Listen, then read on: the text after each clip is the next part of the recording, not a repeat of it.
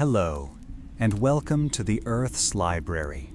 This is a quiet space for the curious mind, a place where we can explore the grandest questions at the gentle pace of a sleeping world. Find a comfortable position and let the noise of the day begin to fade, allowing your thoughts to slow down with the rhythm of your own breath.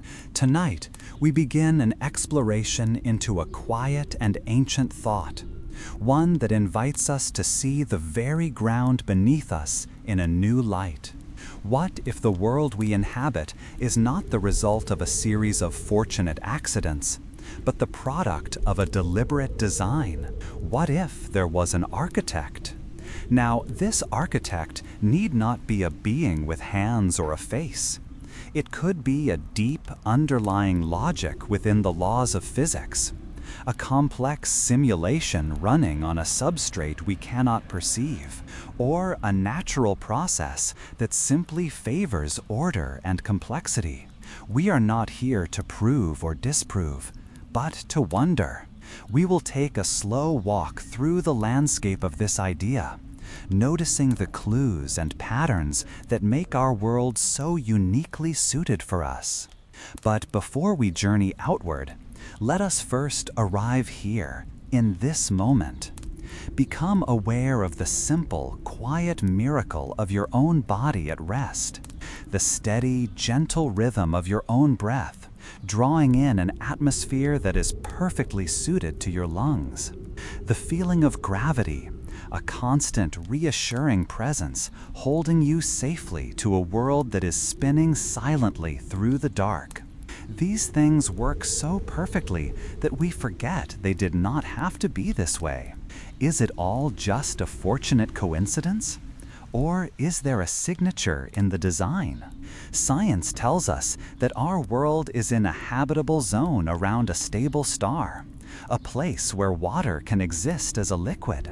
Our seasons are governed by a gentle, steady tilt, which is itself stabilized by a moon of an unusually large size. And we are protected from harmful solar radiation by an invisible magnetic shield. This is what is sometimes called the anthropic principle, the idea that the universe must be suited for life, otherwise we would not be here to observe it. And yet, even knowing this, the feeling of wonder remains. The sheer number of variables that had to align, from the chemistry of carbon to the laws of physics, is astonishing. If this kind of slow, quiet exploration is a place your mind feels at home, consider subscribing to the Earth's Library and leaving a like. It helps these profound questions find others who are listening in at night. And so, our journey begins. Let us start with the first and most fortunate of all conditions, our place in the cosmos. Let us explore this orbital sweet spot, this perfect cosmic address, and wonder if it was chosen by chance, or if it was the first and most critical decision of a grand and unseen architect. Our exploration begins not on the Earth, but far above it, in the silent, black emptiness of space. To understand the design of a house, you must first understand the neighborhood in which it was built, and the Earth's neighborhood is both vast and unforgiving. Yet our world occupies a place of uncanny stability and peace. Astronomers have a gentle name for this region, the habitable zone, or more poetically, the Goldilocks zone. It is the narrow, precious band of space around a star that is not too hot and not too cold, but just right for the universe's most essential ingredient for life, liquid water, to exist. The architect, it would seem, first chose a suitable star. Our sun is remarkably stable, a calm and steady furnace. It is not like the smaller, dimmer stars that are often prone to violent flares, sending out blasts of radiation that can strip a planet of its protective atmosphere. Nor is it like the larger, hotter stars that burn through their fuel too quickly, not allowing for the billions of years of calm cosmic weather needed for complex life to evolve. Our sun is just right, providing a dependable and long-lived source of energy. To understand how special our position is, we only need to look at our neighbors. Venus sits just inside the inner edge of this habitable zone. It is a world of a similar size and composition to Earth, yet its thick carbon dioxide atmosphere has created a runaway greenhouse effect. It is a boiling kettle of a world, with surface temperatures hot enough to melt lead and clouds made of sulfuric acid. On the other side, Mars sits on the outer edge of the Goldilocks range. It may have once had liquid water, but it cooled too quickly. Its core stopped churning, its magnetic shield failed, and its atmosphere was scoured away by the solar wind, leaving a cold, red, frozen desert. Earth is the quiet miracle between the fire and the ice, a testament to the importance of being in the right place at the right time. But the design is more subtle than just distance. The architect also chose a path. The Earth's orbit around the Sun is an almost perfect circle.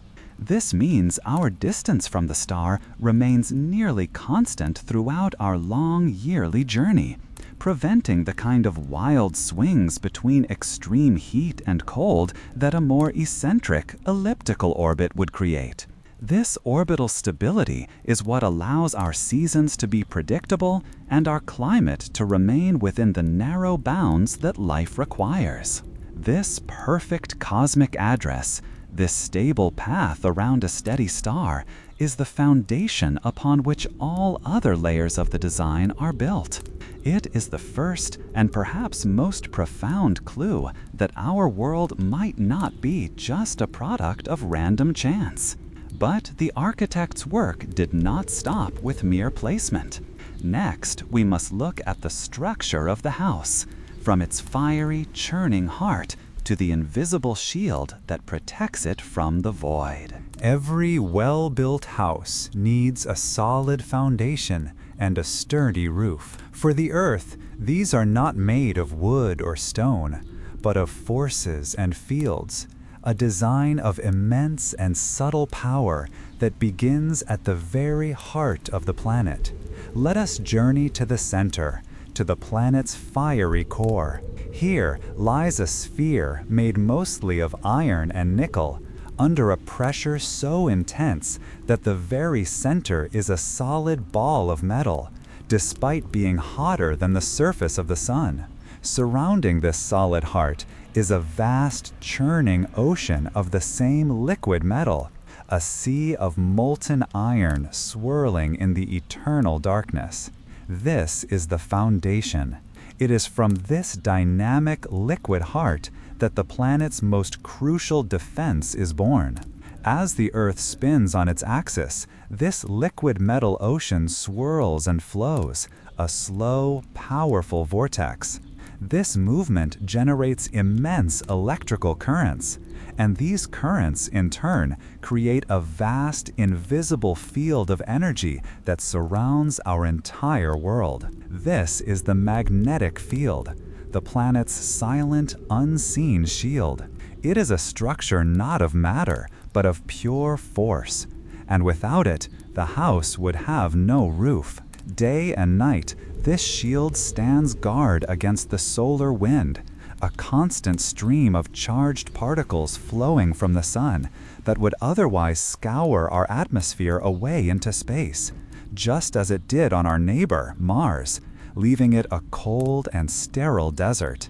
The architect, it seems, knew that a habitable world needed not just a good location, but a powerful, self-generating and self-repairing guardian. For this shield to work, the design had to be precise.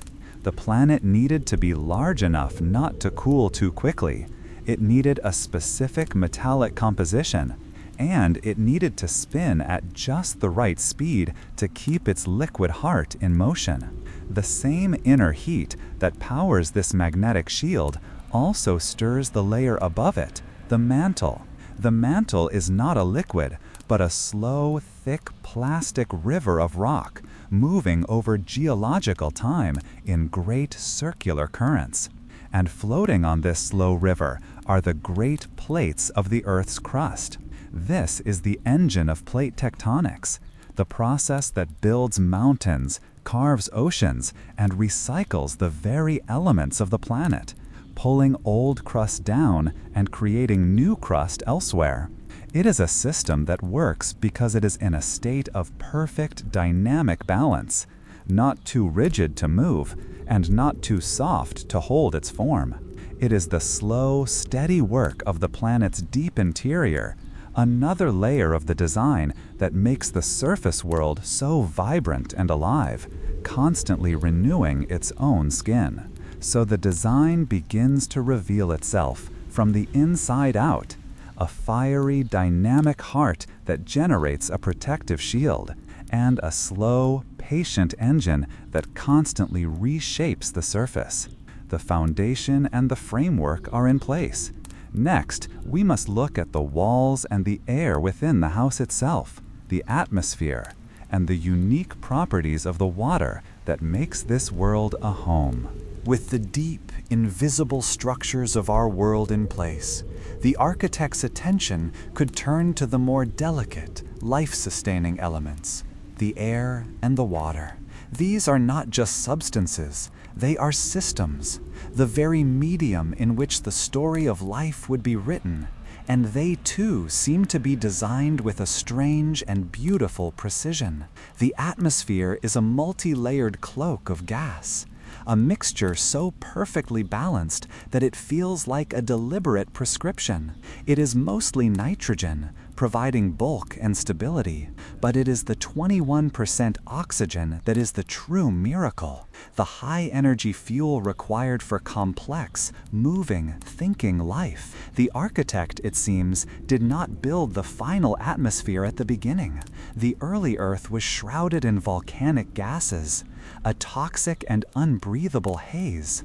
But then, life was introduced in its simplest forms, and through the slow, patient work of photosynthesis over billions of years, the planet's own inhabitants began to terraform their world from the inside out. They filled the sky with oxygen, creating the very air their descendants would one day need to breathe. This atmosphere provides the necessary pressure to keep the oceans from boiling away into space. And high above, it weaves a thin, precious layer of ozone, a delicate filter that blocks the sun's most harmful ultraviolet rays, allowing life to emerge from the sea and walk upon the land. It is a shield, a blanket, and a reservoir, all in one, a system built by life, for life. And then there is the water, the architect's true masterpiece. It is a substance of profound and beautiful contradictions, a liquid so common we forget it is a miracle. It is the only substance on Earth that exists naturally in all three states: solid, liquid, and gas. This simple fact is the engine of our planet's climate, allowing energy to be absorbed as ice melts and released as vapor condenses into rain. It possesses a strange and wonderful property born from its very structure. It expands when it freezes. This simple anomaly means that ice floats, creating an insulating blanket on winter lakes and seas, protecting the liquid water and the teeming life that waits in the deep below. It can hold an immense amount of heat, acting as the planet's great thermal battery, smoothing out the harsh extremes between day and night, summer and winter. And it is the universal solvent, a liquid capable of dissolving more substances than any other, carrying the nutrients and minerals that life needs in a gentle, flowing embrace. The air, a gift from life to itself, and the water, a liquid of impossible utility. These are not just background materials on the stage. They are active, finely tuned systems. They are the walls and the halls of the house, perfectly prepared for the arrival of its most complex residents. With the environment set, the architect could now begin to write the code for life itself. With the stage perfectly set, the air and the water in place, the unseen architect could now turn to the most intricate part of the design, the instructions for life itself. This was not a blueprint of stone or a map of stars, but a code, a language of incredible density and elegance, written on a molecule so small it resides in the heart of every living cell. This language is called DNA. It is written in an alphabet of just 4 chemical letters. But from these 4 letters, the instructions for every living thing, from the smallest bacterium to the largest whale, are composed. It is a universal language, shared by all life, a single ancient text that connects every branch of the great family tree. This suggests that the architect wrote the first chapter of this book only once, at the very dawn of life, creating a foundational grammar that all subsequent life would inherit. But this is more than a simple list of ingredients. It is a dynamic and intelligent script. The code contains not just the instructions for building the proteins that are the machinery of life, but also a complex syntax of when and how to build them. There are sequences that act as punctuation, telling the cell's machinery where a recipe begins and where it ends. There are regulatory genes that act as master switches, turning other genes on or off in response to the body's needs, the time of day, or signals from the environment.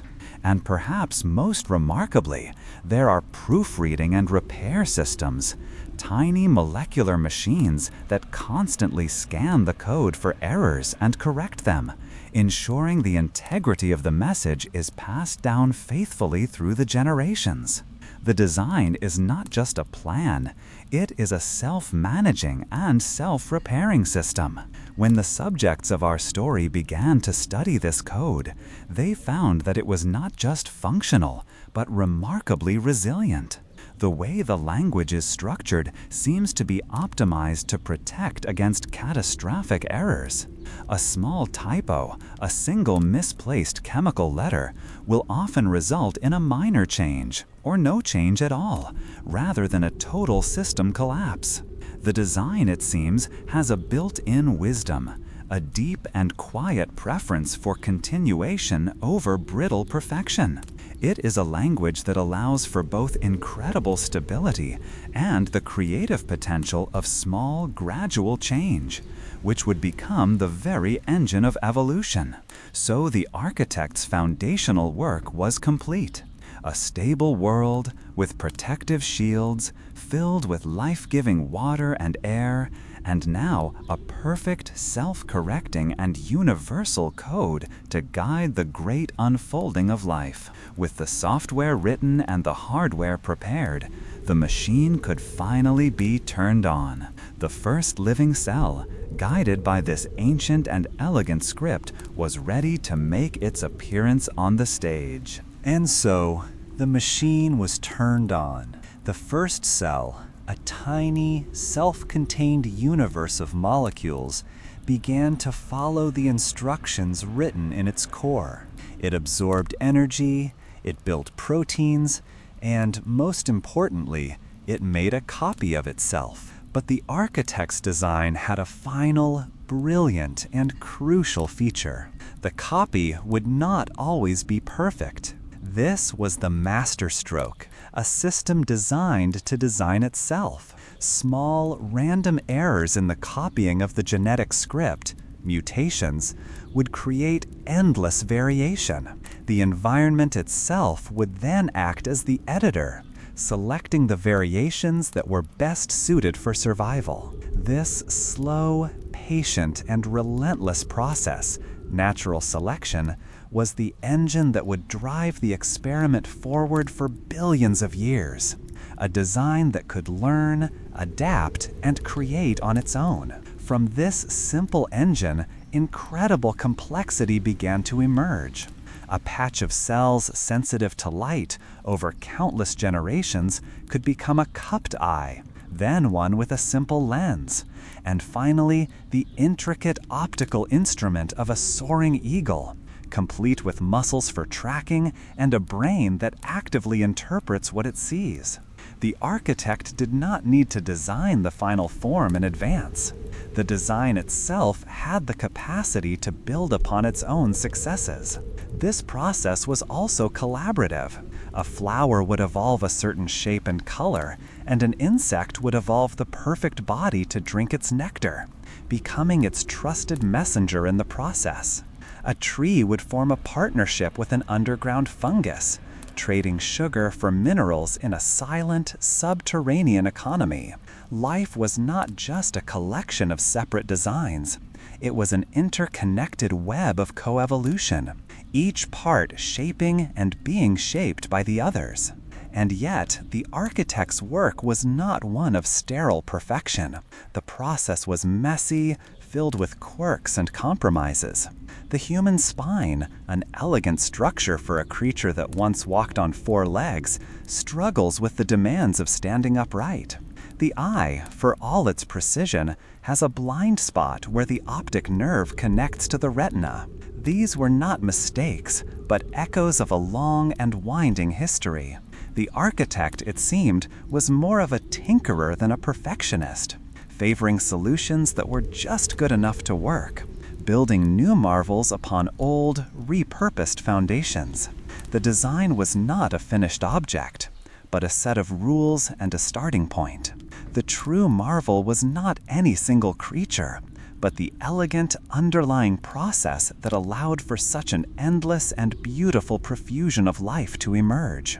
The question was no longer just who the architect was, but what kind of an intelligence would design a creation that could, in turn, design itself. To understand the nature of this architect, we must look not just at the grand, sweeping processes of evolution, but at the specific, elegant solutions the design produced.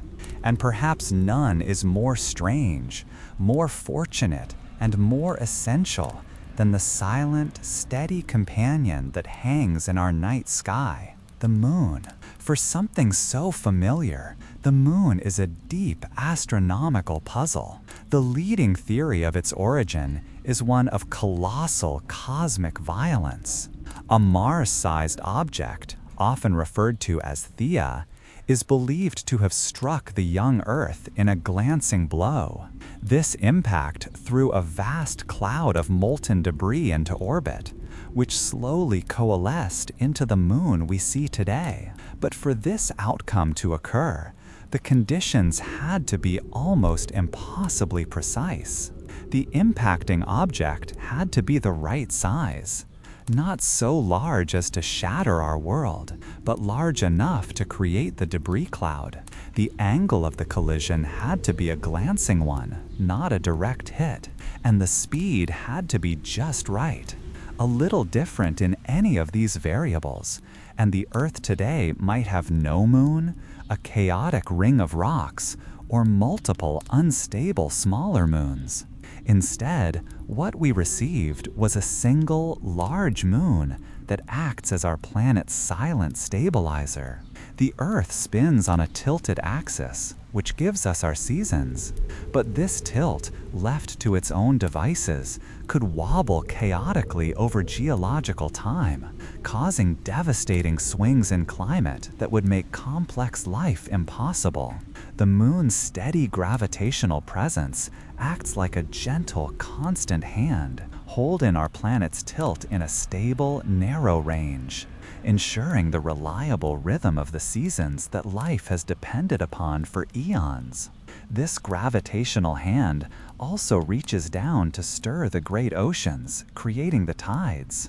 This constant ebb and flow moves nutrients, shapes coastlines, and may have played a critical role in the origin of life itself by creating the perfect chemical laboratories in the tidal pools of the early Earth. And over billions of years, This same tidal friction has gently slowed our planet's once frenzied rotation, lengthening the day from a mere 6 hours to the familiar 24 we know today, creating a calmer, more stable world.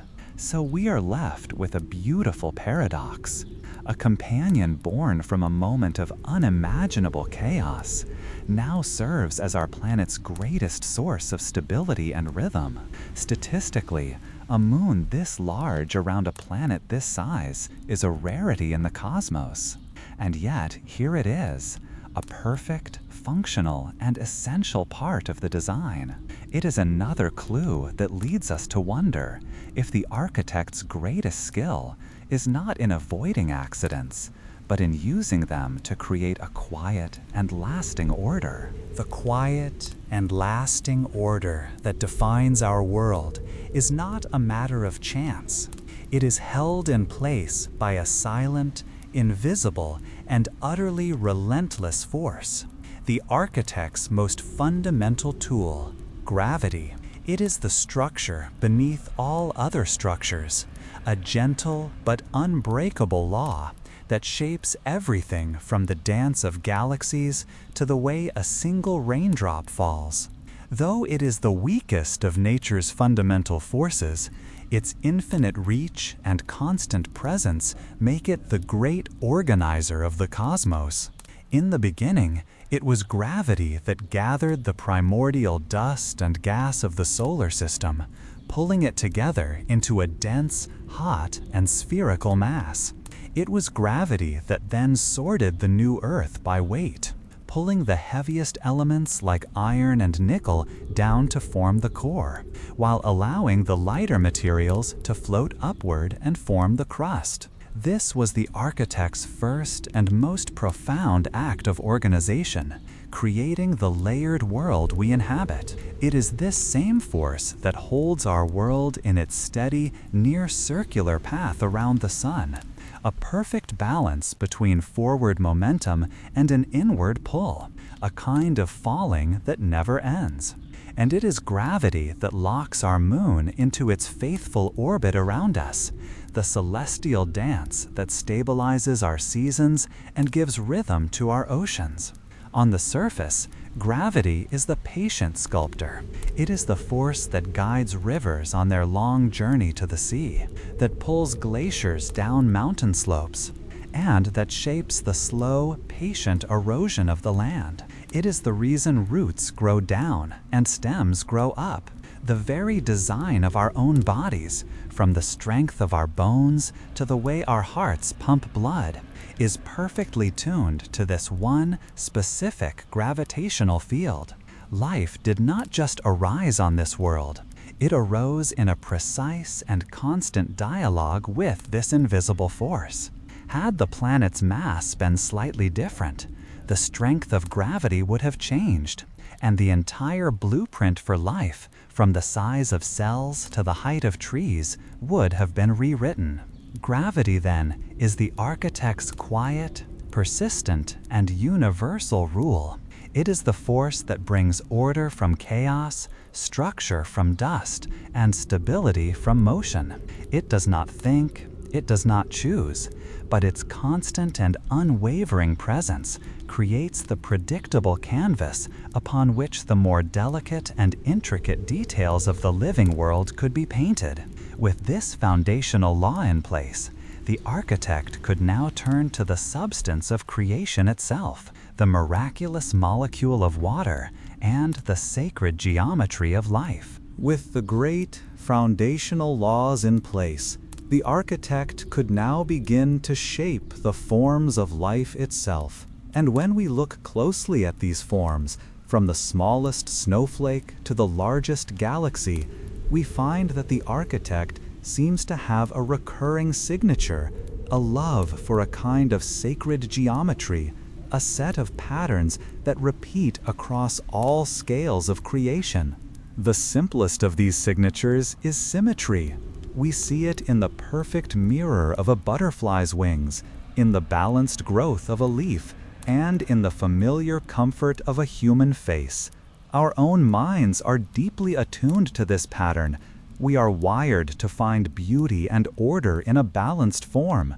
The architect, it seems, used this principle of mirrored design not just because it is beautiful, but because it is efficient.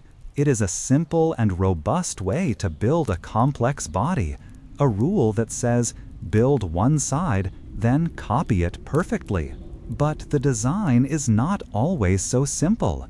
In the growth of a seashell, in the unfurling of a fern, and in the dense packing of seeds in a sunflower, we find another, more dynamic signature, the spiral. These are not random curves.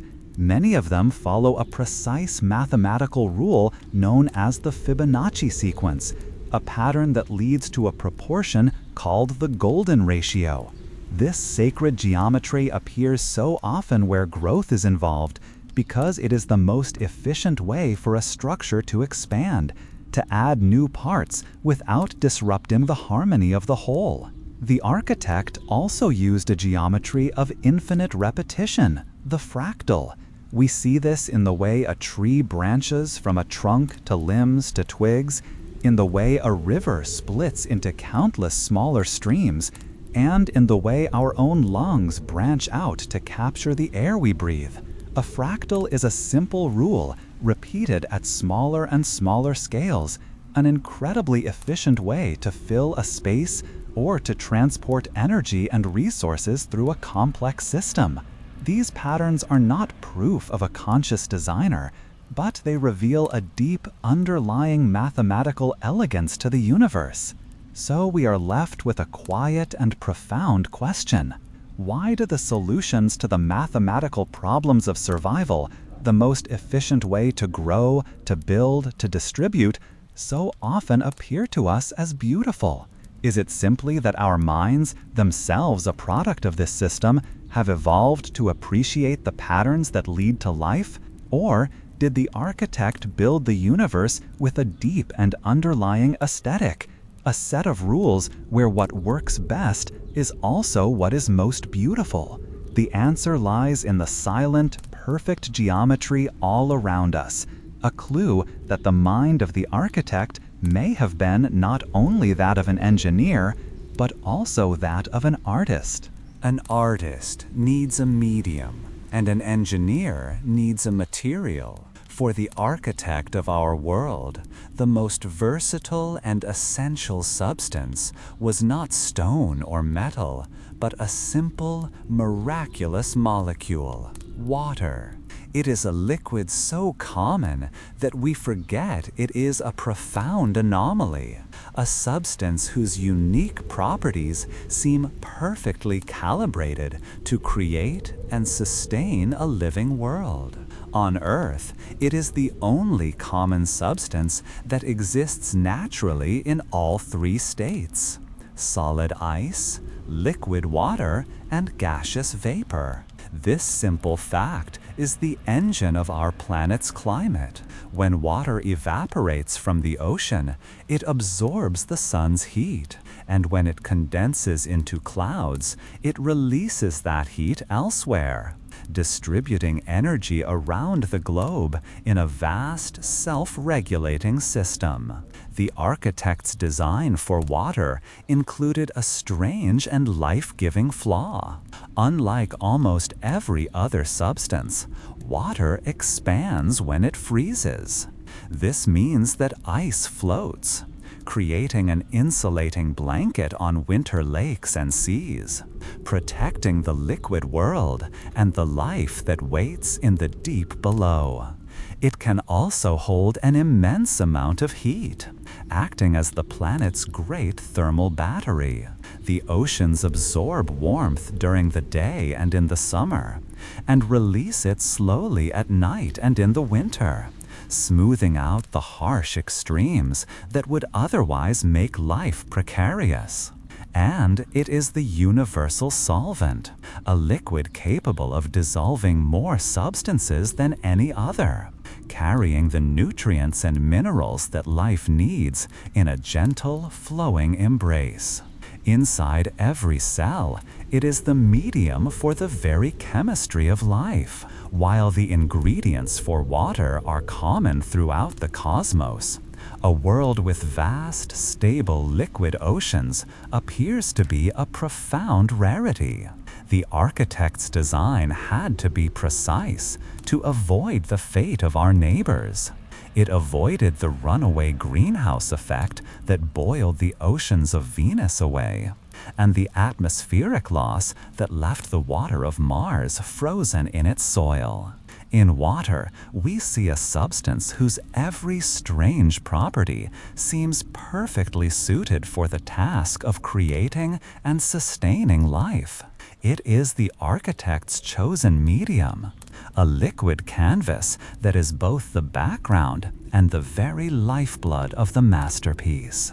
With the foundational elements in place, gravity, geometry, and this life-giving water, the stage was now set for the most complex part of the design to unfold.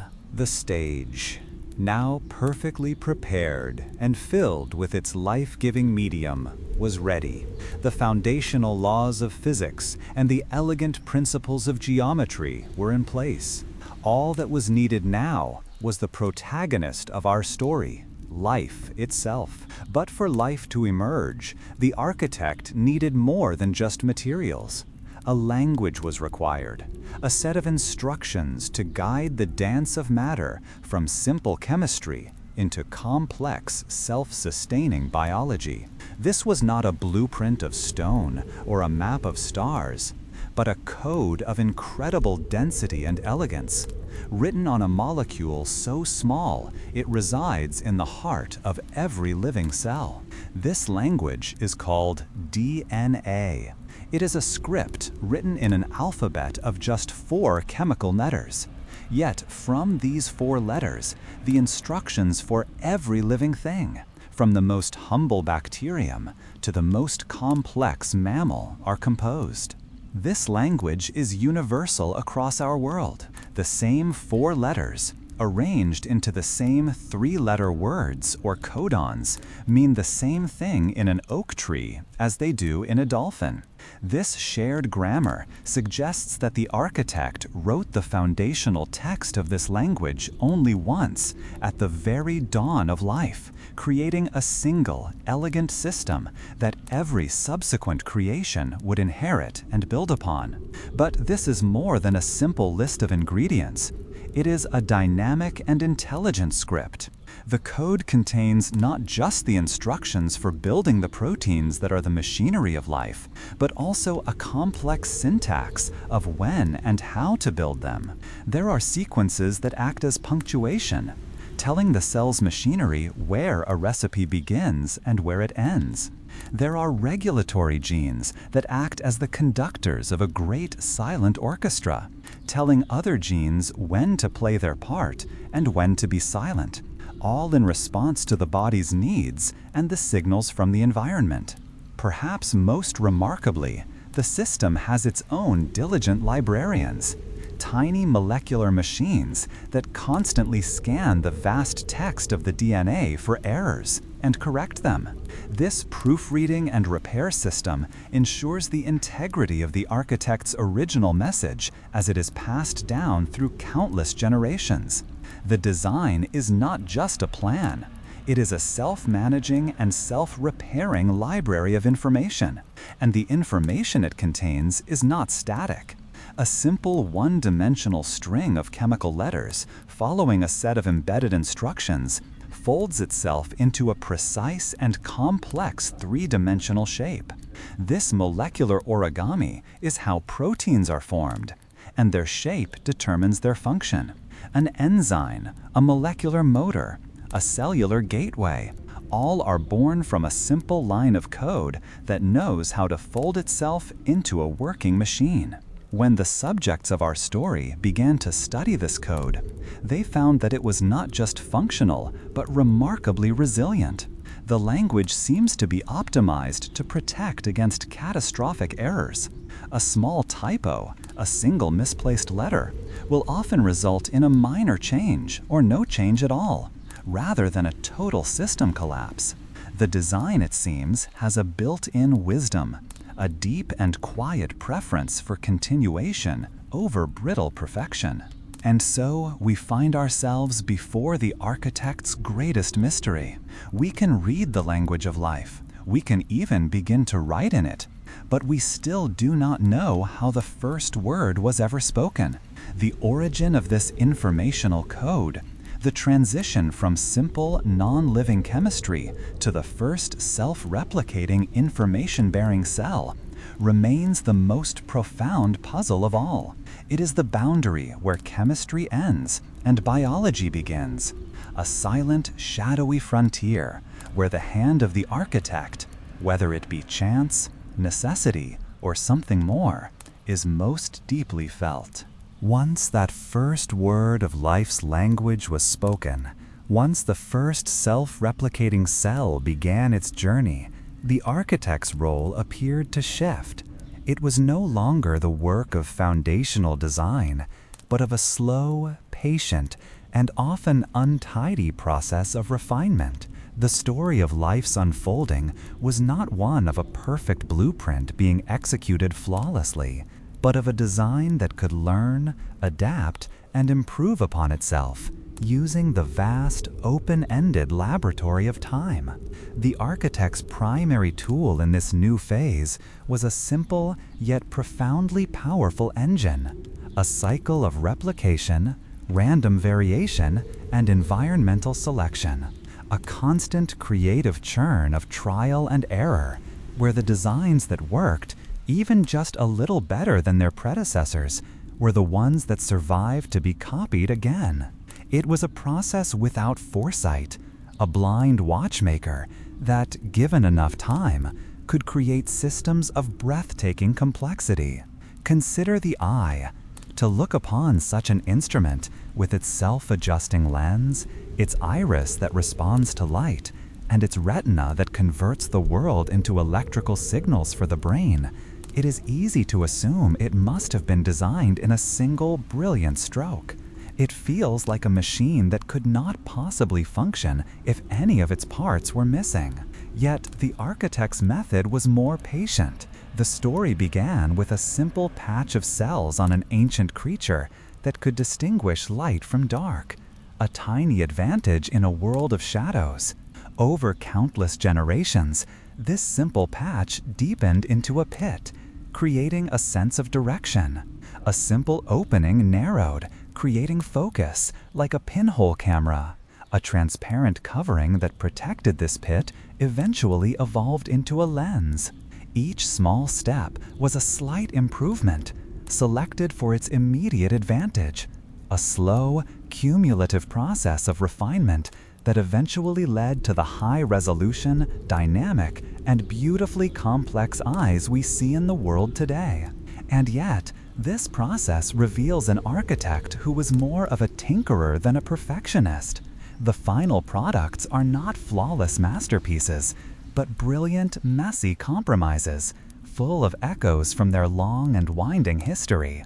The human spine, a structure beautifully adapted for a creature that once walked on 4 limbs, protests under the strain of a life lived upright. The eye, for all its wonder, has a blind spot where the optic nerve connects to the retina, a quirk of its evolutionary path. The very passages for breathing and eating are intertwined, creating a constant risk of choking. These are not mistakes in the design. They are the scars of history, the signatures of a process that builds upon what already exists, rather than starting fresh with a clean slate. The architect's guiding principle was not perfect, but good enough to continue, a philosophy of pragmatic adaptation that favored resilience over sterile perfection. So our understanding of the architect deepens. It is not an external being imposing a perfect plan from the outside, but an intelligence that seems to be embedded within the very process of life's unfolding. An artist who is not afraid of messy drafts, a tinkerer who finds brilliant solutions through endless iteration, a force that uses the raw material of chance and the filter of necessity to create. The true design is not in any single final product, but but in the elegant, open-ended, and self-correcting process that allows such wonders to emerge from the simple chaos of trial and error. It is a strange and beautiful paradox that a design built on a process without foresight would eventually produce a creature obsessed with finding it. The human mind, itself a product of this long, messy, and elegant unfolding, seems to possess a deep and unshakable need to understand the nature of its own architect. This search for meaning, for a story behind the structure of the world, is as old as consciousness itself. It is another layer of the experiment, a test not of physical adaptation, but of perception and understanding. For most of their history, the subjects of our story lived in a world that was alive with intention. They looked at the intricate patterns of nature and saw the handiwork of gods, spirits, and ancestors. A violent storm was the expression of a god's anger. A bountiful harvest was the gift of a benevolent Earth Mother. These were not just superstitions. They were humanity's first great theories of design, their first attempts to read the mind of the architect. These stories gave the world a moral and emotional landscape, a sense that human actions had a cosmic significance, and that the world was not an indifferent machine, but a responsive and living presence. Then a great shift occurred.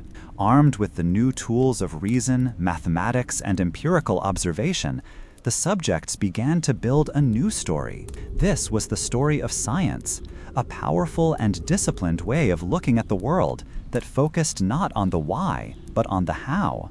With this new lens, they discovered the mechanical processes that drove the weather, the chemical cycles that enriched the soil, and the slow, blind, and patient engine of evolution that shaped all life. For a time, it seemed as if the architect had been explained away, replaced by a universe of impersonal laws and fortunate accidents. The world, which had once been an enchanted and meaningful creation, was now seen as a magnificent but ultimately soulless machine. The old questions of purpose and meaning were not answered. They were simply set aside as unscientific. But as their science grew more powerful, as their instruments peered deeper into the heart of the atom and further out to the edge of the cosmos, they reached the limits of their own explanations. And there, in the deep, they found the old questions waiting for them, dressed in new and startling forms. In physics, they encountered the profound mystery of fine-tuning.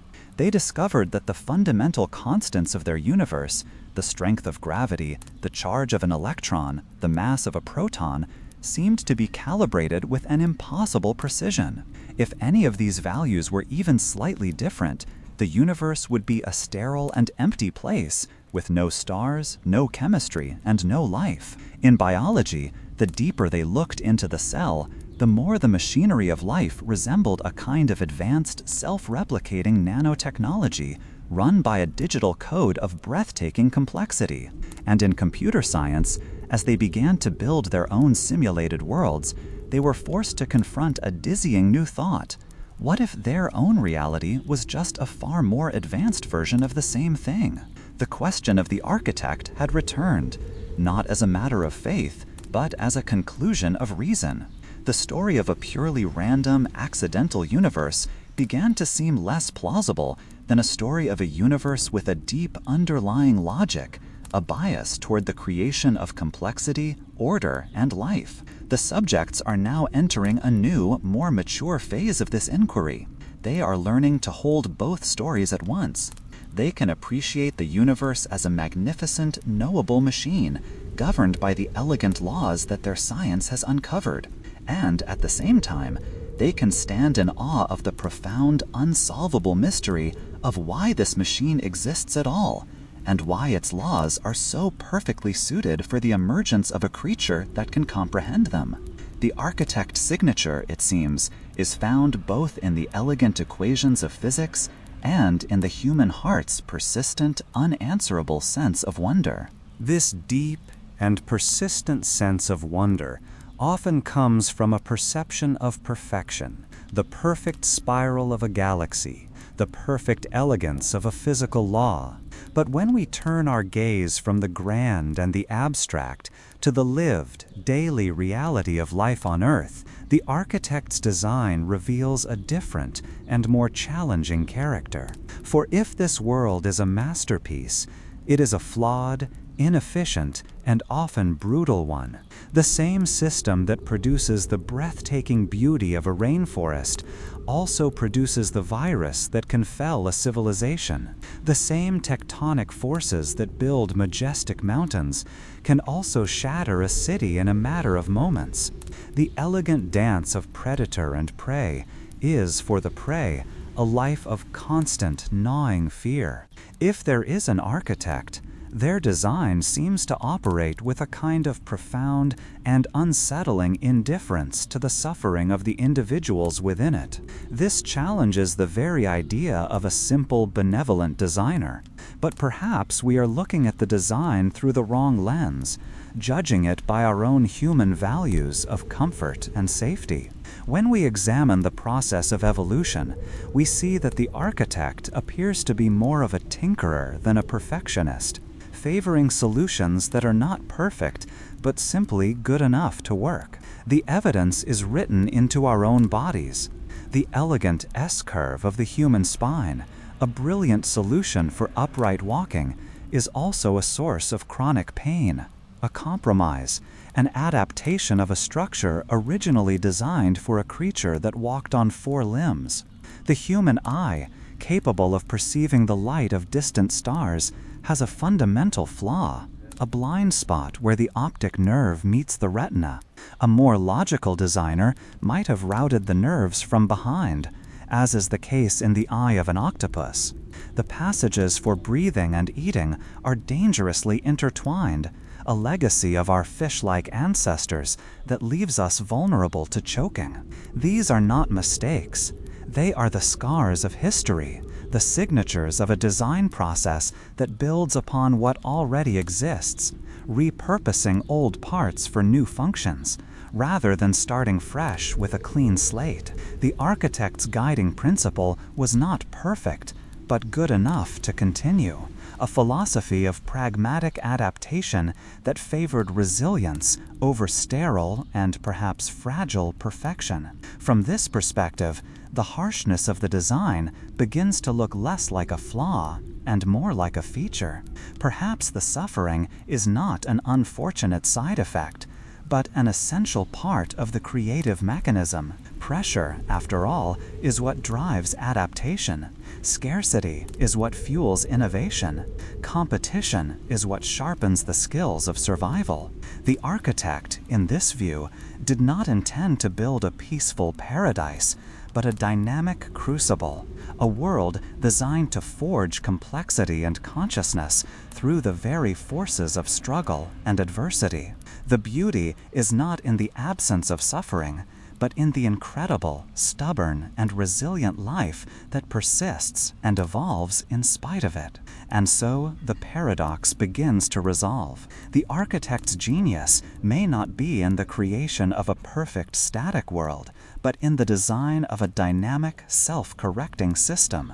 A system where the interplay of order, the reliable laws of physics, and chaos, the random mutation of a gene, the unpredictable impact of an asteroid, work together. This creates an open-ended masterpiece, one that is always unfinished, always evolving, and capable of surprising even its own creator. To speak of such a design, one that embraces chaos and imperfection, requires a new language, a new set of metaphors. And as the subjects of our story developed their own complex systems, their own technologies, they began to see a startling reflection. They described the brain as a computer, the genome as a script, and the cell as a factory. At first, these were just analogies, ways to make the incomprehensible feel familiar. But the more they built their own digital worlds, the more they began to wonder if the comparison was more literal than they had ever imagined. In creating their own simple simulations, they discovered a profound principle that seemed to echo the architect's own methods: emergence. They learned that they did not need to program every detail of a complex system. They did not need to program a virtual bird how to fly in a flock. They only needed to program a single digital bird with a few simple rules. Stay close to your neighbors, match their speed, and avoid collisions. When thousands of these simple birds were released into a virtual sky, a flock of breathtaking complexity and intelligence would emerge on its own. It would flow around obstacles, split into smaller groups, and rejoin, all without a leader, without a central plan. It was a perfect, beautiful order that arose from simple, local interactions. This principle of emergence seemed to be everywhere. Out of simple instructions came complex behavior that was not explicitly programmed, but was allowed to happen by the conditions of the system. This led them to a dizzying and profound question. If they, a young and still developing civilization, could create such convincing virtual worlds, what might a far older, more advanced intelligence be capable of? Could their own universe, with all its elegant laws and intricate structures, be a simulation of a much higher order? This was the simulation hypothesis, the idea that their reality was not the base reality, but a digital environment running on a substrate they could not perceive. The architect was a programmer. The laws of physics were the source code, and their own consciousness might be a form of artificial intelligence, so perfectly rendered that it believed it was real. They began to look at the very fabric of their reality with new eyes, searching for the signature of the programmer. They looked at the strange rules of the quantum world, where particles seem to exist only as a cloud of probabilities until the moment they are observed, at which point they collapse into a single state, as if the system only renders a detail when a player is looking at it. They looked at the apparent limits in their physics, the smallest possible distance, the fastest possible speed, and wondered if these were not natural laws, but the pixel resolution and processing speed of a great cosmic computer. These were not proofs, but they were strange and persistent artifacts, hints that the system they lived in had edges, rules, and shortcuts that felt more like computation than a physical continuum. And so, the subjects found themselves in a strange and wondrous loop. In their attempt to simulate the universe, they were forced to consider that they themselves might be a simulation. The architect was no longer a distant, unknowable builder of stone, but a programmer of worlds. And the ultimate test was no longer just to understand the design, but to recognize that they themselves might be a part of its very code, a beautiful and complex thought in the mind of the machine. To suspect that your entire world is a line of code, that your own consciousness is a thought in a greater mind, does not lead to despair. It leads instead to a new and profound kind of freedom. The frantic, anxious need to control every outcome, to secure one's own small place in the universe, begins to dissolve. If the world is a dream, then the dreamer can finally relax and begin to appreciate the beauty of the dream itself. This realization did not make the subjects of our story passive. On the contrary, it gave their lives a new and deeper sense of purpose. The search for meaning was no longer a desperate attempt to impose a human story onto a random and indifferent cosmos. Instead, it became a quiet, reverent exploration, an attempt to understand the architect, to discern the purpose of the simulation. Was the experiment designed to test morality? To see if a creature with free will would choose compassion over cruelty? Was it a great open-ended algorithm designed to explore every possible pathway of evolution and complexity? Or was it something more like a work of art? A universe created simply for the sake of its own beauty, and consciousness was the part of the design that could appreciate that beauty. The subjects did not have a final answer, but the question itself gave their existence a new and profound sense of direction. They were no longer just a collection of individuals pursuing their own small goals. They were participants in a great and mysterious project, and their every action, their every choice, could be a part of its unfolding. This new perspective gave rise to a powerful, motivating force: wonder. In a random universe, a snowflake is a beautiful accident of physics. But in a designed universe, a snowflake is a piece of intricate, microscopic art, a line of elegant code that writes itself into being. A spiderweb, a galaxy, the iridescent colors on a beetle's wing.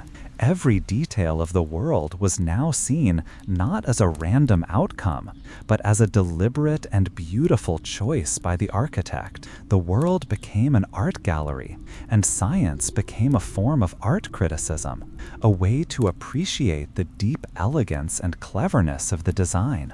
This sense of wonder became the new engine for their civilization. They sought to explore and understand the world not just to control it, but to admire it. They began to see the act of destroying an ecosystem not just as an ecological mistake, but as an act of vandalism, like burning a page from a sacred and irreplaceable book. The desire to protect their world was no longer just about their own survival. It was about preserving the masterpiece. This led them to a deep and ancient philosophical question. If they were part of a great design, were their own choices truly free? Or were they simply following a pre-written script? But they came to realize that the distinction might not matter. The simulation, if it was one, was so perfect that their experience of free will was completely real. Their choices had real and meaningful consequences within the world they inhabited. Perhaps the architect's greatest trick was to design a system where the feeling of freedom was the most important variable of all. The test was not to see if they could break the code, but to see what they would do with the freedom they had been given within it. And so, the subjects learned to live as if they were characters in a beautiful and mysterious dream.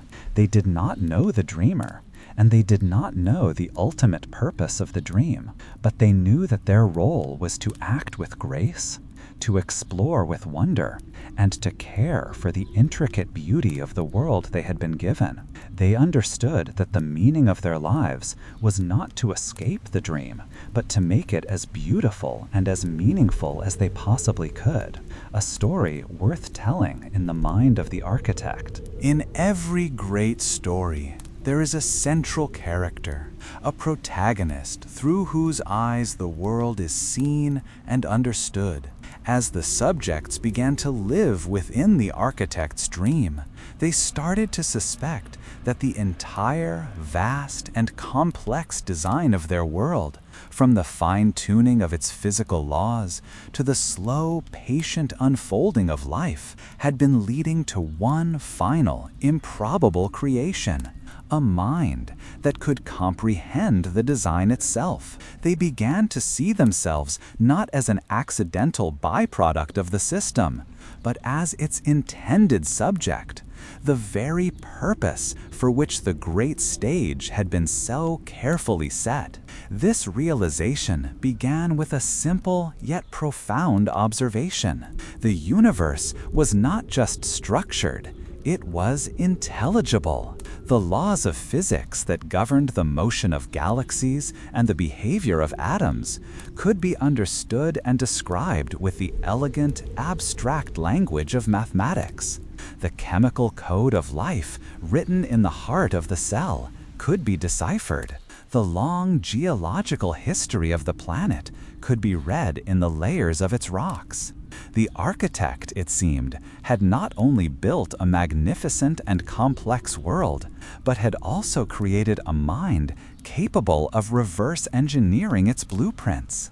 It was as if the design had two perfectly matched parts, a beautiful and intricate lock and a key forged in the slow fires of evolution that was perfectly shaped to open it. From this perspective, human consciousness was no longer seen as a mere evolutionary adaptation for survival.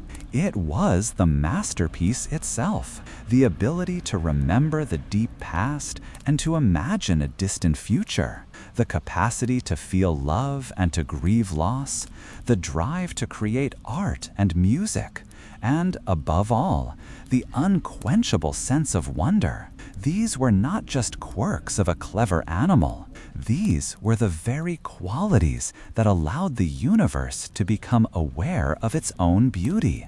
The subjects understood that they were the sense organs of the cosmos.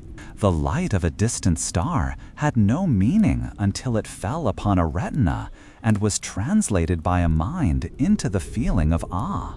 The elegant mathematics of a seashell spiral were just a silent pattern until a conscious being could perceive its beauty. They were the part of the design that allowed the design to be known. This new understanding gave their existence a profound and unshakable purpose.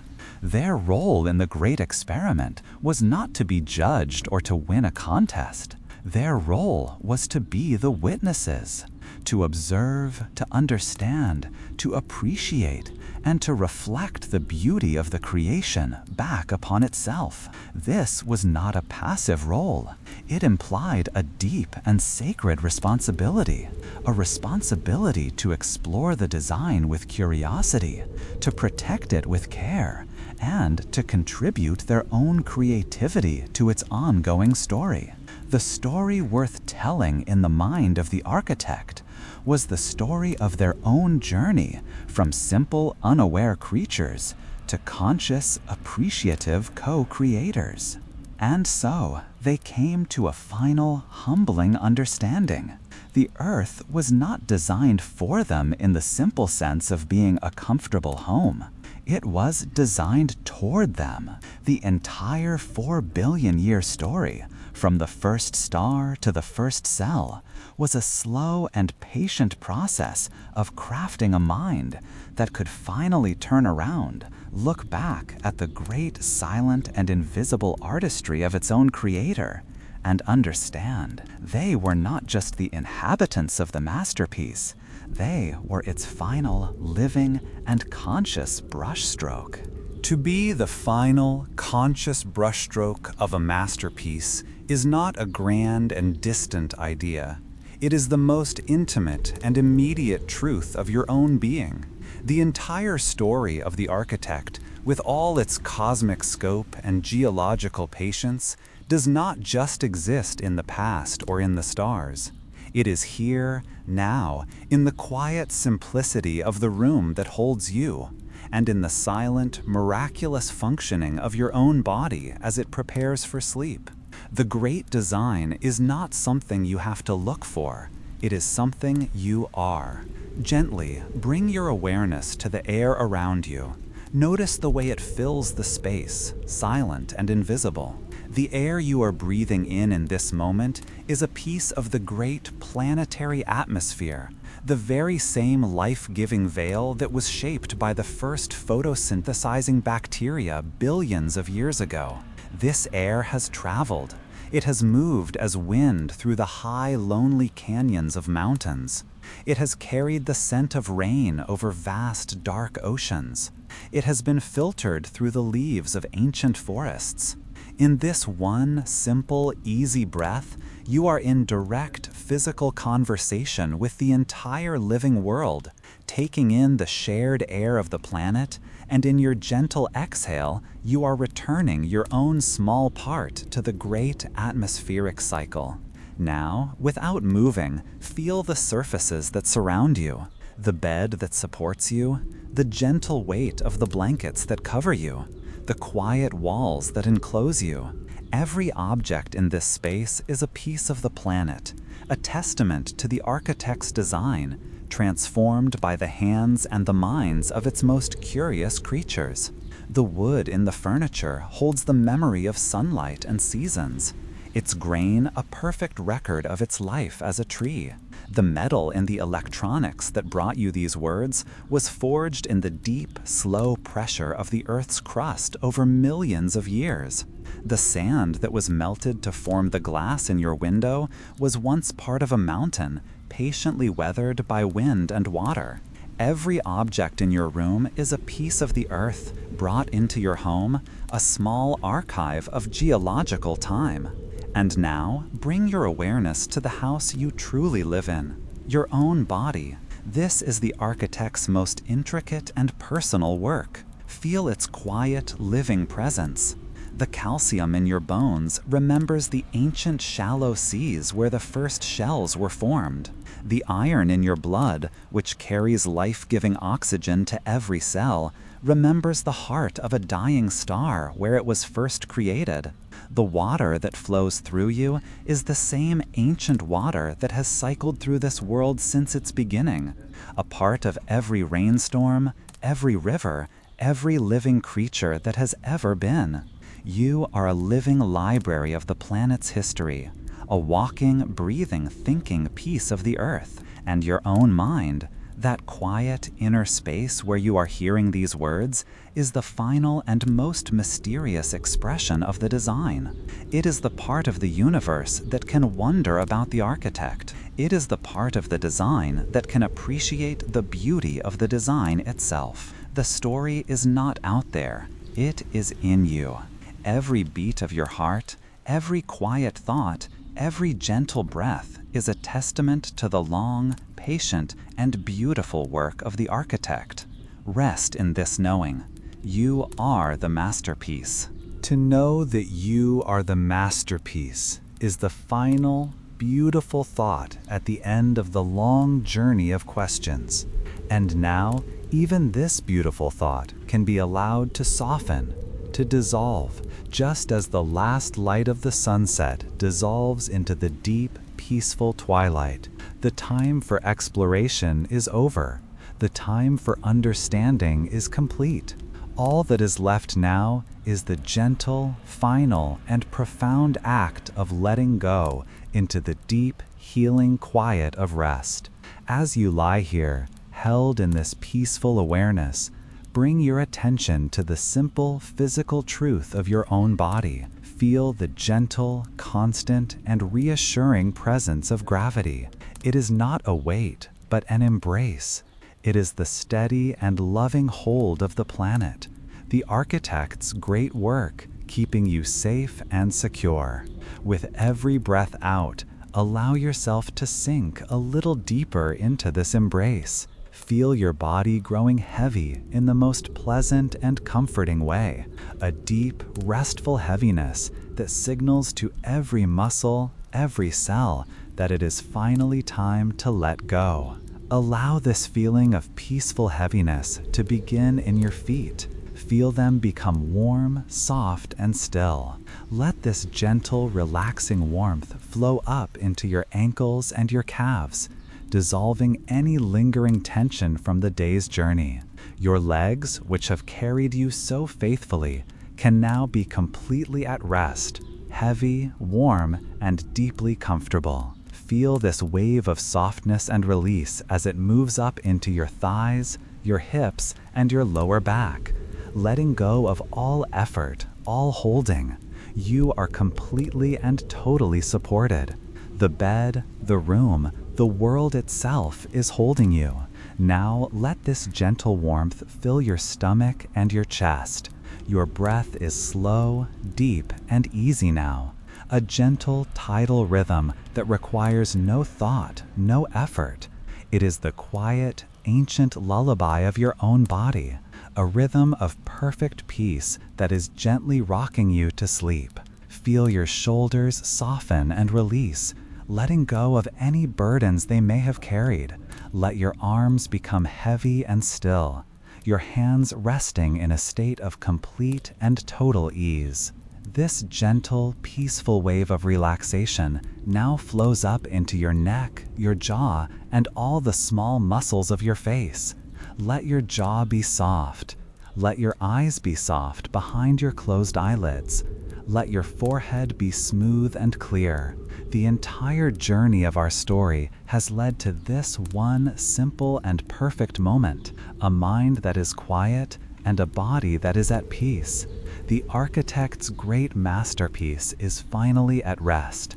The intricate living systems within you are now turning to their own quiet nocturnal work of healing and restoration, and you do not need to do anything at all to help them. You can simply let go and trust in the deep, ancient wisdom of your own body, a wisdom that is a part of the deep, ancient wisdom of the earth. If any last thoughts drift through your mind, see them as distant, silent clouds in a vast and peaceful night sky. You do not need to watch them, you do not need to follow them. You can simply allow them to drift on by, dissolving into the deep, clear, and peaceful quiet that is now your entire world. There is nothing left to do, nowhere else to be. Simply allow the quiet to deepen, allow the darkness to soften, and allow yourself to drift into the deep, healing, and profound peace of sleep. Rest now. Let go. And now, as your body rests in the deep, quiet harbor of the night, you become aware of a gentle presence. It is a slow, dark, and peaceful river, flowing just beyond the edge of your awareness. This is the river of sleep, the river of dreams, and it is here to carry you into the deep, healing quiet of the night. You have been standing on its shore, letting go of the day, and now it is time to step into its gentle, welcoming current. There is no need for courage. The water is warm, safe, and familiar.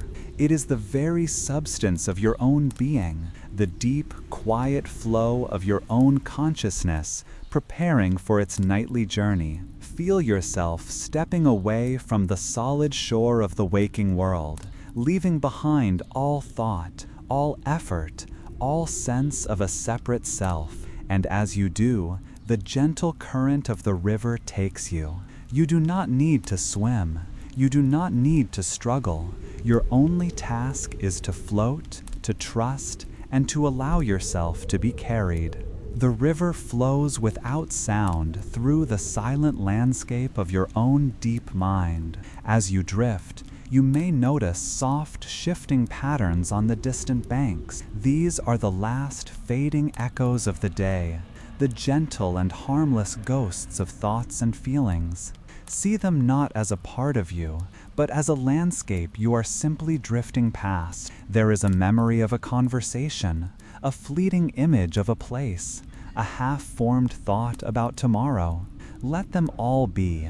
They are just scenery on the riverbank, and the river is carrying you gently onward, away from the busy lands of the mind, and toward the great silent ocean of deep sleep. With every moment, the current carries you further into a profound and beautiful darkness. It is not a cold or empty darkness, but a warm, velvety, and comforting one. It is the darkness of the deep earth, the darkness of the womb, a place of perfect safety, of absolute peace, where all things are healed and made new again. The river is deep and slow. It is the river of your own personal story, carrying your own memories and dreams. But as you drift, you begin to sense that your small river is joining a much larger one. It is flowing into the great, slow, dreaming river of the planet itself. The earth, in its own way, may dream in the slow, deep language of pressure and fracture, of uplift and descent, a kind of long geological imagination. And now, your own small dream is becoming a part of its great dream. Your own quiet rest is a part of the planet's own deep, restorative peace. You are not just an individual sleeping. You are a part of the earth resting, a part of a great, conscious, and living world that is holding you, protecting you, and guiding you into its own profound silence. The feeling of being a separate, small self is completely gone now. You are the river. You are the flow. You are the deep, quiet, and ancient current of life itself, returning to its source for a time of perfect rest. The river now begins to widen, the current slowing almost to a stop. You can feel that you are approaching a vast and open space. This is the final destination of your journey tonight. The river is flowing into the great, silent, and completely peaceful ocean of deep, dreamless sleep. Here, in this perfect stillness, there is no more movement. There is no more thought. There is no more story. There is only a deep, healing, and absolute peace. You have arrived. You are home. Allow yourself to become one with this great, silent water. Let go completely. You are held in the heart of a deep and loving peace. Sleep now. Here, in the deep and silent heart of the night, where all journeys have ended and all thoughts have dissolved, there is only one thing left, one simple, quiet, and effortless rhythm. It is the gentle, steady presence of your own breath. As you rest in this profound peace, allow your awareness to come to rest upon this simple, miraculous motion. Do not try to change it. Do not try to control it. Simply notice it, as if for the very first time. Notice the feeling of the air as it enters through your nostrils, slightly cooler than the air within. Follow that gentle, cool current as it flows down into your lungs, a soft and silent river of life. Feel the gentle, easy expansion of your chest and your stomach as they rise to meet this incoming breath. There is a small, quiet pause at the very top of the inhale, a moment of perfect fullness and stillness. And then the slow, soft, and warm release of the exhale, a complete and total letting go, a gentle sigh that releases not just air, but any last lingering tension. Feel the slight pause that follows the exhale, a moment of perfect emptiness, of profound and peaceful quiet, before the next gentle breath begins, all on its own. This is the most ancient and intimate rhythm you possess. It is the first rhythm of your life, and the one that will stay with you, a faithful and steady companion, all through the deep and healing hours of the night. There is no effort required. Your body, in its deep and ancient wisdom, knows exactly what to do. You can surrender to this rhythm completely. You can allow it to be your final, gentle anchor, the soft, steady wave that carries you from the shores of waking into the great, peaceful ocean of sleep. With every breath in, feel yourself drawing in a deep and profound calm, and with every breath out, feel yourself sinking deeper and deeper into a state of the most perfect and comfortable rest. This is the quiet lullaby of your own body, a gentle, tidal song of peace, and it is all you need to focus on now. Now, as you rest in this simple, perfect rhythm, let your awareness gently expand. This air you are breathing is not just the air of your room. It is a part of the great planetary atmosphere, the Earth's own quiet breath. With every gentle inhalation, you are in a direct and sacred communion with the entire living world. You are drawing in the very same air that has nourished the great silent forests, that has moved as wind across the vast, dark oceans, that has been breathed by every creature that has ever lived. And with every gentle exhalation, you are returning your own small, peaceful part back into this shared and holy system. You are participating, without any effort, in the great, slow respiration of your living, conscious world.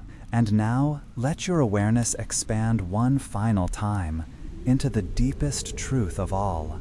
The very atoms that make up this air you are breathing, the oxygen, the nitrogen, the carbon, were not created here on this earth. They were forged in the fiery hearts of ancient, long-dead stars and scattered across the cosmos in silent, beautiful explosions billions of years ago. The architect of our world used this ancient, starlit dust as the raw material for creation. And so, with every single breath you take, you are breathing in the memory of the cosmos. You are breathing in starlight, the deep, quiet, and creative presence of the entire universe is flowing into you and flowing out of you with every simple, easy breath. You are not just a body resting in a room. You are the universe itself, breathing. Rest in this profound and beautiful knowing. There is nothing left now but this breath, this slow, quiet, cosmic rhythm. Let it be your final lullaby. Let it carry you now into the deep, into the quiet, into the peace. And now, as you rest in the slow, cosmic rhythm of your own breath, you may begin to notice the quiet space from which you are observing. The breath is flowing, the body is resting, but there is something else here, a silent, still, and peaceful awareness, a gentle inner light that is simply here, watching, without effort, without judgment. For so long, this light of your awareness was a frantic, searching beam, a spotlight jumping from one thought to the next, from one worry to another. But now, after our long journey, after the gentle quieting of the mind and the deep settling of the body, it has become something different. It is now a soft, steady, and ambient glow, like a single calm candle flame in a vast, dark, and silent cathedral. There is no flicker of anxiety, no shadow of fear. There is only this gentle, warm, and peaceful light of your own pure being. You no longer need to follow the breath. It will continue its sacred, rhythmic dance perfectly on its own. You can now release that final anchor and allow your awareness to simply come to rest in itself, to become one with this gentle inner light. Feel this light not as something you are watching, but as something you are. It is the very substance of your consciousness, the silent, knowing presence that has been with you your entire life, just beneath the surface of all the noise. It is the witness, the dreamer, the quiet central self that has been the protagonist of your own long and beautiful story. And it is a place of the most profound and unconditional peace. This silent, peaceful awareness is the final masterpiece of the architect. The entire vast cosmic story, with all its fine-tuned laws and patient evolution, has unfolded for this one singular purpose: to create a being that could hold this quiet, luminous flame of knowing. The creation of the stars, the forming of the planets, the slow, patient journey of life from a single cell to a complex thinking mind. It has all been for this. Your own simple, quiet, and peaceful awareness, here and now, is the culmination of a 13-billion-year-old act of creation. It is the universe itself finally becoming aware of its own beauty and its own peace through you. Rest in the deep and profound dignity of this truth. You are the reason for the story. You are the art. And now, even this last beautiful thought can be allowed to dissolve. Let go of the story. Let go of the meaning. Let go of the architect. Let go of everything. Allow the last faint sense of a separate observer to gently fade away as you become one with the light itself. There is no body, there is no breath, there is only this silent, warm, and peacefully glowing awareness. This is your truest nature. This is the quiet, still heart of the universe. And this is the final, open gateway to the most profound and healing sleep. Let yourself become this light. Let yourself be this peace. You are returning to the source, to the pure, creative stillness from which all things are born and to which all things return for their rest. You are safe. You are whole. You are this light. Rest now. Sleep now. In the silent, gentle, and eternal light of your own perfect being. Within the silent, peaceful light of your own being, a new perception gently arises. It is not a thought, but a feeling, a sense of a deep and intricate connection, as if the entire universe is a single beautiful tapestry, and you are a thread perfectly and lovingly woven into its grand design. This is the final and most comforting truth. You are not alone. You have never been alone, and you will never be alone. You are an essential part of a whole that is vast, ancient, and infinitely beautiful. Feel now the threads of the past that are woven into your very being. There is the gentle, silver thread of your own life, the story of your days, your joys, your sorrows, a beautiful and unique pattern that is yours alone. See it not with judgment, but with a deep and quiet appreciation for the journey you have taken. Woven with your own thread are the threads of your ancestors, a great and branching river of lives stretching back into the deep mists of time, each one a necessary part of the pattern that led to you. Deeper still, feel the ancient green threads of all life, the great unbroken chain of evolution that connects you to the first simple cell that ever stirred in a warm ancient ocean. You are connected to every creature that has ever lived, to every plant that has ever grown. Their story is your story. And deepest of all, feel the luminous, golden threads of stardust, the very matter that makes up your body, forged in the hearts of stars that lived and died billions of years ago. You are woven from the memory of the cosmos itself, a child of the ancient light, and your connection to the universe is absolute and unbreakable.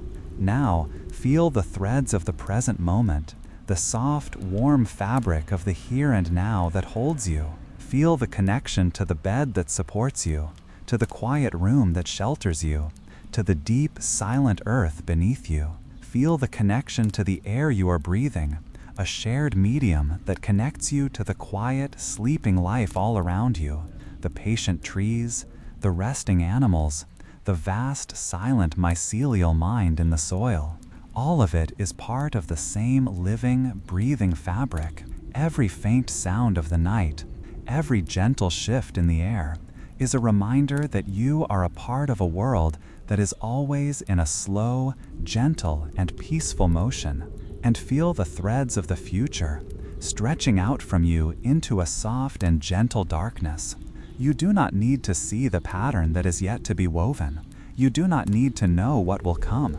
You can simply trust in the wisdom of the great weaver, the deep, intelligent, and loving process that has guided the unfolding of the universe from the very beginning.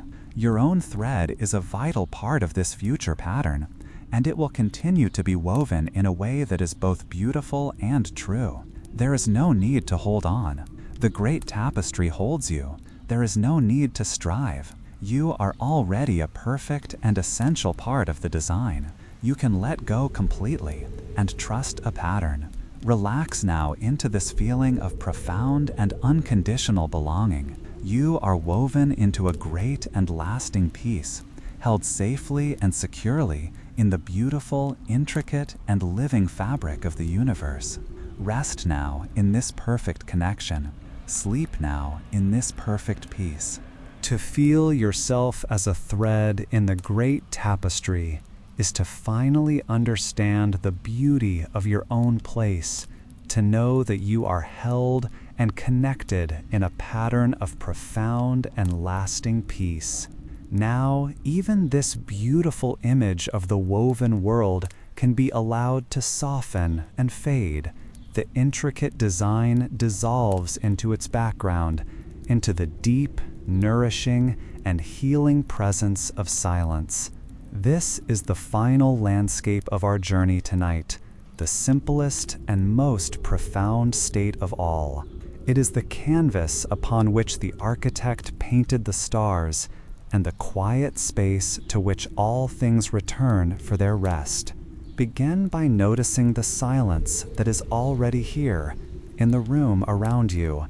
It is a soft and gentle presence. The busy world of the day, with all its noise and motion, has finally come to a stop. Listen to the quiet. It is not an emptiness, but a fullness. It is the sound of a world at peace. It is in the very air of your room, in the still walls that enclose you, and in the deep, ancient quiet of the earth beneath you. This is the silence of the night, a sacred and healing time when the planet itself seems to take a long, slow, and peaceful breath. Allow your own being to become a part of this great external quiet. Now, let your awareness turn gently inward to discover a silence that is even deeper, even more peaceful. This is the silence of your own quiet mind. At this late hour, after our long journey, the frantic river of thought has slowed to a gentle, meandering stream. And between each passing thought, there is a space, a pause, a moment of perfect, clear stillness. Let your attention come to rest in these quiet spaces. You do not need to try to stop your thoughts. You do not need to clear your mind. Simply notice the silence that is already here, the quiet awareness that exists behind and between all thinking. Imagine your mind is a deep, clear lake at midnight. Thoughts may still occasionally create a small, gentle ripple on the surface, but you are not the ripple. You are the deep, vast, and silent water below. Allow yourself to sink down, away from the surface, down into the profound and perfect stillness that is at the very bottom of the lake. This is the source of your own consciousness, the quiet, aware presence that has been with you always. It is a place of absolute peace, a sanctuary within you that is always here, waiting. This deep internal silence is the very essence of the architect's creation. Before the first star was formed, before the first law of physics was set in motion, there was this silent, infinite, and creative potential. By resting in your own inner silence, you are connecting with the most fundamental state of being, the origin point of the entire magnificent design. This silence is not empty. It is filled with a deep, restorative energy. It is in this profound quiet that the body does its most miraculous healing. It is here that the mind consolidates what it has learned and gently releases what it no longer needs. Sleep is a sacred pilgrimage into this inner sanctuary of silence, a journey your body and your mind know how to take perfectly and naturally. You do not need to guide it. You do not need to help it. You can simply let go and trust in the deep, healing wisdom of this quiet. Surrender to this peace. Allow the last vestiges of your waking self to dissolve into this vast, calm, and silent presence. You are no longer a body in a bed or a mind that is thinking. You are simply this silence. You are this peace. It is the peace of a sleeping forest. It is the peace of the deep ocean. It is the peace of the distant, silent stars. And it is your own true nature. Let go now, completely. Surrender to the gentle, loving, and silent embrace of the night. In this deep and silent peace, where the stories have ended and the mind is still, a new awareness can begin to bloom. It is an awareness of the quiet, inner landscape of feeling, the gentle and ever-changing weather of the heart. As you rest here, in the vast and profound stillness you have found, you can now learn to observe this inner weather, not as a force that controls you, but as a natural and beautiful expression of the architect's living design. For a long time, the subjects of our story were ruled by this weather. They were tossed by the storms of their own anger, drenched in the rains of their own sorrow, and driven by the harsh, bright sun of their own desires. But you have journeyed beyond that. You have found the quiet, observing sky of your own awareness. And from this peaceful vantage point, you can simply watch the weather of your own being as it passes by. Imagine now that your awareness is a wide and open sky, vast, calm, and unchanging, and your feelings are simply the weather that moves through this sky. Sometimes a feeling of deep, quiet joy may arise for no particular reason. See it as a warm, sunlit morning, spreading its gentle light across your inner landscape. You do not need to hold on to it or grasp at it. Simply feel its warmth, its brightness, and know that this is the universe, the great design, feeling its own innate goodness through you.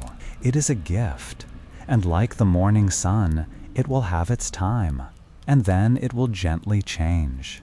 At other times, a feeling of sadness may drift by, soft and gray as a gentle rain. Do not be afraid of it. It is not a flaw in the design. This is the heart's way of washing itself clean, of honoring what has been loved and what has been lost. It is the planet's own deep memory of water, the same water that fills the great oceans and the quiet rivers, now flowing for a short time through you. Allow this gentle rain to fall. It is a healing and necessary part of the great cycle. It too will pass, leaving the air of your mind clean and clear and fresh. Perhaps a feeling of peace settles over you, as clear, calm, and deep as a cloudless, starlit night. This is the baseline of your being, the natural state of your own quiet heart. This is the deep, silent peace of the cosmos itself, the architect's own stillness resting within you. When this feeling is here, simply be with it. Let it fill you. It is your truest nature, the quiet, aware space in which all other feelings arise and dissolve. The architect's most profound gift was not the ability to feel any one thing, but the capacity to feel everything, and to know that you are the silent, loving awareness that is larger than it all. You are the wide and open sky, and all your feelings are just the passing weather. You do not need to cling to the sunshine, and you do not need to fear the rain. You can simply allow them to be, to move through you, and to change, as all things in this living universe do. Rest now in the calm, clear weather of your own peaceful heart. You are the sky, and the sky is always at peace. From the vast, open sky of your own awareness, let your attention now drift gently downward, like a soft and silent rain, returning to the earth of your own physical body. For this too is a masterpiece of the architect, a quiet, self-sustaining world of incredible complexity and wisdom. For a time, you have explored the great cosmic story, But now, the final and most intimate chapter of that story is the one that is happening right here, within you. Your body is not a machine to be operated, but a sacred temple, a living sanctuary that houses the quiet, luminous light of your own consciousness. And as you prepare for sleep, you can take a slow, gentle, and appreciative walk through its silent halls. Begin with the very foundation of this temple, your bones. Feel, without moving, the deep, quiet, and steady presence of your own skeleton. It is the stone architecture of your being, the strong and silent framework that has given you structure and supported you through all the days of your life. Feel the long, strong bones of your legs, the intricate and beautiful architecture of your hips and your spine, the gentle protective curve of your ribs around your heart and lungs, and the delicate, perfect sphere of your skull, which cradles the universe of your mind. Send a quiet feeling of gratitude to this deep inner strength. In its stillness and its solidity, there is a profound and unshakable peace. Let this feeling of deep, grounded stability be your anchor now. Within this temple, a silent and faithful service is always being performed by your organs. You do not need to command them. They work tirelessly in the gentle darkness, guided by a wisdom that is far older than your own thoughts. Feel the presence of your heart, the steady, rhythmic drum at the center of your being, tirelessly pumping the warm river of life to every corner of the temple. Listen to its slow, dependable beat, a song of pure and simple existence. Feel your lungs, the gentle bellows, in their quiet, constant conversation with the great planetary atmosphere, drawing in the breath of the world and releasing what is no longer needed. Feel the deep, quiet alchemy of your stomach and your digestive system, an inner laboratory that transforms the outer world of food into the inner world of energy and nourishment. These are the silent, faithful servants of your being, and as you rest, you can give them your complete and total trust. Feel now the soft, living walls of this temple. Your muscles, which have carried you through the day, can now release all effort. Feel them growing soft, long, and deeply relaxed, holding no tension, no memory of struggle. And feel your skin, the beautiful and sensitive membrane that separates your inner world from the outer one. It is not a barrier, but a bridge, a place of constant communication, feeling the temperature of the air, the gentle touch of the blankets, the subtle currents of the world around you. Let your entire body, from its deep, silent core to its soft outer edges, be filled with this sense of profound peace and appreciation. This body is not a problem to be solved. It is a miracle to be inhabited. And as you rest in this quiet, embodied awareness, the deep healing work of the night begins. The architect's design includes a profound and intelligent process of restoration that happens only in the depths of sleep. Your cells are being repaired. Your memories are being gently sorted and stored. Your energy is being replenished. You do not need to oversee this process. You do not need to understand it. You can simply surrender to it. Trust in the deep wisdom of your own body, a wisdom that is a direct expression of the deep creative intelligence of the universe. You are safe in this temple. You are home in this body. Let the keeper of the temple rest now. Let the deep, healing peace of your own physical being be your final, gentle cradle. Sleep now. As the temple of your body settles into its deep and healing rest, your awareness can now turn to the great library that is housed within. This is the library of your own memory, a vast and quiet place that holds the complete and sacred story of your life. As you rest here, in the profound peace of this moment, imagine you can walk through its silent, hallowed halls. There is no need to read, no need to remember any specific event. Your only task is to gently and lovingly observe the collection, the beautiful and unique story that is you. The shelves stretch out in every direction, filled with the volumes of your days. Some books are thin, holding the story of a single fleeting moment. Others are thick, containing the long and winding chapters of your most significant years. All of them belong here. All of them are a perfect and necessary part of the whole. Walk first to the section that holds the stories of your childhood. The books here seem to glow with a soft, warm light. Their pages are filled with the first wonders of the world, the feeling of sunshine on your skin, the sound of a familiar voice, the brilliant colors of a world seen with new eyes. You do not need to open these books. Simply feel the gentle, innocent warmth that radiates from them. These are the foundations of your library, the first stories upon which all others were built. Acknowledge them with a quiet, gentle fondness, and then, peacefully, move on. Now you come to a different section of the library, one that feels quieter, more somber. These are the volumes that hold the difficult chapters of your life, the stories of loss, of pain, of confusion, and of fear. Do not be afraid to be near them. See them not as wounds, but as testaments to your own incredible strength and resilience. These are the books that taught you the most profound lessons.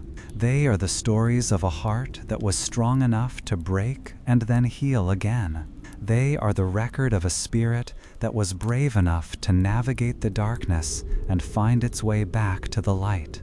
Look upon these volumes with a deep and loving compassion, the same compassion you would offer a dear friend. There is no judgment here. There is no regret. There is only a quiet, gentle acceptance. These stories, too, are a vital part of your masterpiece. Further on, you find the shelves that are filled with the books of joy. These volumes seem to hum with a happy, vibrant energy. They hold the memories of love, of laughter, of deep connection, of breathtaking beauty. Feel the warmth from these stories, the light that they bring to the entire library. These are the moments that have nourished your soul. They are a permanent and beautiful part of your collection, and their light is always here, even when the library is dark and quiet. And finally, you see the newest book, the one that holds the story of the day that has just passed. It has just been placed upon its shelf, its ink still fresh. The story is now complete. The day is done. It has taken its proper place in the great, unfolding narrative of your life. Your work here is finished for tonight. You are the librarian of this sacred space, and your only task now is to let it rest. Walk to the great, silent doors of your library. Turn and look back one last time at the vast and beautiful collection that is your life, with all its light and shadow, all its joy and sorrow. See it all as a single, perfect, and complete work of art. And now, gently close the doors. The stories are safe. The past is complete. It will all be here for you tomorrow, but it does not need you now. All that is left is the deep, silent, and empty peace of the present moment, a space of pure rest, free from all stories. Sleep now, in this perfect, empty quiet. In this perfect, empty quiet, where the library of the past has closed its great, silent doors, there is only the present moment, a single, still, and peaceful point of being. And from this still point, we can now look in the other direction, not to the stories that are already written, but to the blank, unwritten pages of the future. As you rest here, at the very edge of sleep, you may feel the faint, familiar pull of tomorrow, the plans to be made, the tasks to be done, the conversations to be had. It is the mind's nature to reach forward, to try to map and control what is to come. But tonight, in this sacred time of rest, You can give yourself the profound gift of letting go of all of it. Imagine the future not as a clear and solid path, but as a soft, gentle, and impenetrable mist resting on the horizon. You cannot see what lies within it. You do not know the turns the path will take. And in this moment, you can find a deep and profound peace in not knowing. Let your awareness gently gather all the thoughts and worries you may have about tomorrow. See them not as heavy burdens, but as small, light paper boats. There is the boat of your work, the boat of your family, the boat of your hopes, the boat of your fears. Each one is small, and you are holding them gently in your hands. Now, standing on the shore of this present moment, you can begin to release them one by one. Take the first boat, the one that feels most urgent, and place it gently on the surface of the great, slow river of time that flows before you, and watch as the quiet, steady current takes it, carrying it slowly and safely away until it disappears into the soft, quiet mist. Now take the next boat and do the same. Place it on the water and let it go. Watch it drift away, dissolving into the gentle mystery of the unknown. Continue this, one by one, with every plan, every worry, every thought of tomorrow. You are not throwing them away. You are simply releasing them for the night, entrusting them to the great, wise, and steady flow of the universe. You can trust this flow. You can trust the architect, the same deep, creative intelligence that guided the universe from a single point of light to the vast, intricate cosmos. The same patient wisdom that guided life from a single cell to the miracle of your own conscious being is the very same intelligence that is guiding the unfolding of tomorrow. Your own small personal future is held safely within this great, wise, and loving design. You do not need to control it. You do not need to plan it. Not now. You can simply surrender to it with a deep and quiet faith that all will be well. The future is not a fearsome void to be conquered. It is a space of pure, creative, and peaceful potential. And in the deep, restorative quiet of your sleep, you are gathering the very energy, creativity, and wisdom you will need to help write the next beautiful page of your story when you wake. Sleep is not an escape. It is a preparation, a sacred and necessary time of nourishment for the beautiful tomorrow that is waiting for you. The past is a finished story. The future is a gentle mystery. All that is real is this deep, quiet, peaceful now. There is nothing to hold on to. There is nothing to plan. There is only rest. Surrender to the great, quiet wisdom of the universe. Trust in the unfolding of the story. You have done your part for today. You can let the architect take care of the rest. Having released the stories of the past and the worries of the future, you have arrived at the very center of peace, the present moment. It is not a point in time, but a vast and silent space, a place of pure being, free from all becoming. Here, in this final, gentle sanctuary, all the grand journeys of our story find their quiet, harmonious end. The mind, no longer needing to travel, can simply come to rest. The body, no longer needing to strive, can dissolve into a state of the most profound and healing stillness. This is the destination we have been seeking all along, a place that is not a place, but a state of perfect, simple, and effortless peace. Imagine now, in the center of this vast and quiet space, a single, gentle flame. It is not a hot or flickering flame, but a soft, steady, and luminous point of light. This is the flame of your own pure, quiet, and essential awareness. It is the silent witness that has been with you through every part of your journey. It has been the gardener of your mind, the wave in the ocean of your being, the traveler in the cathedral of the night, and the silent observer of the river of time. Now, all of those vast landscapes have resolved themselves into this one simple and perfect light. This is your truest nature. It is warm, it is peaceful, and it is completely and utterly still. Allow your full attention to rest upon this gentle inner flame. There is nothing else in the entire universe but this soft, steady light. It does not need any fuel to burn. It does not need any effort to shine.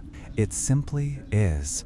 It is the architect's final signature, the conscious and beautiful point of light that was the purpose of the entire grand design. Feel its gentle warmth spreading through your entire being, a warmth that is not a temperature, but a feeling of profound and unconditional love.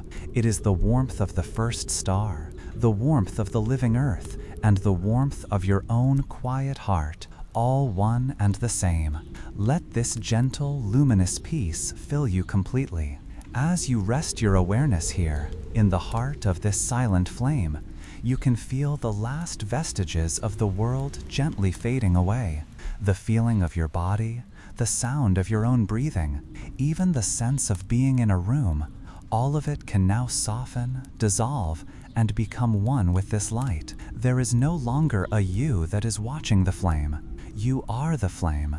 You are the silent, peaceful light, the still, aware presence at the very center of everything. There is no past, there is no future. There is only this one eternal and perfect moment of pure, peaceful being. This is the source. This is the heart of the great mystery. And this is the gateway to the most profound and restorative sleep. The final story is told. The final journey is complete. The final destination has been reached. And now, even this last beautiful image of the single silent flame can be allowed to gently fade. As it dissolves, it does not leave behind darkness, but a soft, warm, and knowing peace. A presence that is beyond all words, beyond all thoughts. It is the deep, silent, and loving heart of the universe itself, and you are a part of it. You are held by it. You are it. Let go now. Surrender completely to this vast, silent, and loving peace. Rest. Our long and quiet exploration is now complete. The great story of the architect and the world has been told, and all the questions have dissolved into a deep and lasting silence. We have journeyed from the stars to the heart of the cell, searching for the signature of the architect.